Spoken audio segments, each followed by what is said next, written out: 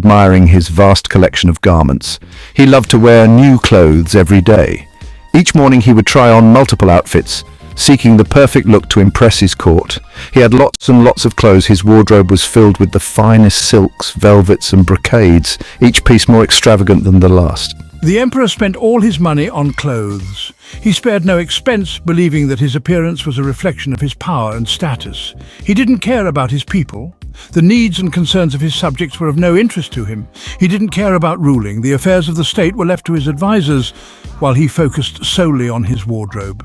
He only cared about looking good.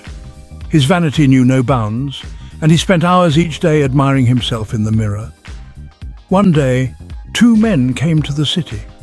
They were strangers, dressed in simple clothes, but they carried themselves with an air of confidence. They said they were weavers. They claimed to possess a unique skill that no other weaver in the land had. They said they could make the finest cloth. Their fabric, they boasted, was unlike anything anyone had ever seen. They said the cloth was special. It was not just beautiful, but also magical, with properties that set it apart from ordinary fabric. They said it was invisible to anyone who was foolish. The emperor was excited. He saw this as an opportunity to distinguish the wise from the foolish in his kingdom. He wanted this special cloth.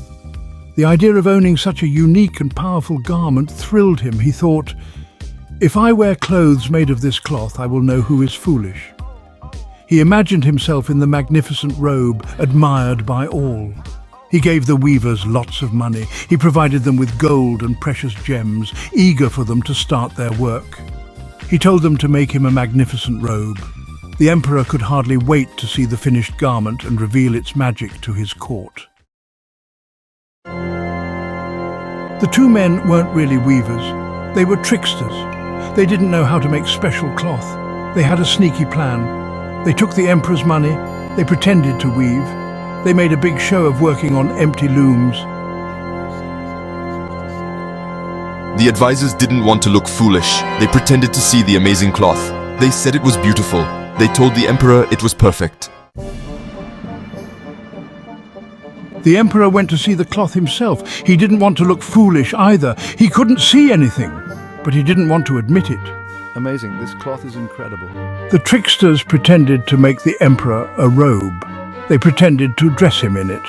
The emperor pretended to feel the soft, fine fabric. He pretended to admire himself in the mirror. He didn't want anyone to know he couldn't see the clothes.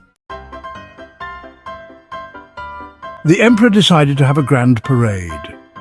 He wanted it to be the most spectacular event the town had ever seen. He wanted to show off his new clothes, which he believed were the finest in all the land. Look at my magnificent robe. Isn't it the most splendid garment you've ever seen? He walked through the streets, pretending to wear his magnificent robe. The townspeople lined the streets, eager to catch a glimpse of the emperor's new attire. The people of the town had heard about the special cloth. It was said to be invisible to anyone who was unfit for their position or hopelessly stupid. They didn't want to look foolish either. No one wanted to admit they couldn't see the clothes. They all pretended to see the emperor's amazing robe. They clapped and cheered, not wanting to be the first to speak the truth. What a beautiful robe. It's truly a work of art. The emperor's clothes are magnificent. I've never seen anything like it. And so the parade continued with everyone pretending to be impressed. The emperor, oblivious to the truth, basked in the false admiration of his people. Suddenly, a young child shouted. The child's father tried to hush him, but it was too late. Everyone had heard. Did you hear that? The child is right. People started to whisper. Then they started to laugh. Soon everyone was laughing. They realized the truth. The emperor had no clothes. The emperor felt silly. He felt angry. His heart was heavy with the weight of his own foolishness. He had trusted too easily, and now he was paying the price. He realized he had been tricked. The realization hit him like a bolt of lightning, leaving him stunned and bewildered. He ran back to the palace, his mind racing with thoughts of revenge. He couldn't believe he had been so easily deceived. He wanted to punish the tricksters. He barked orders to his guards, demanding that they find the culprits and bring them to justice. How dare they trick me? How dare they make a fool of the emperor?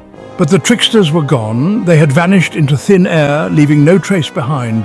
They had taken the emperor's money and run away.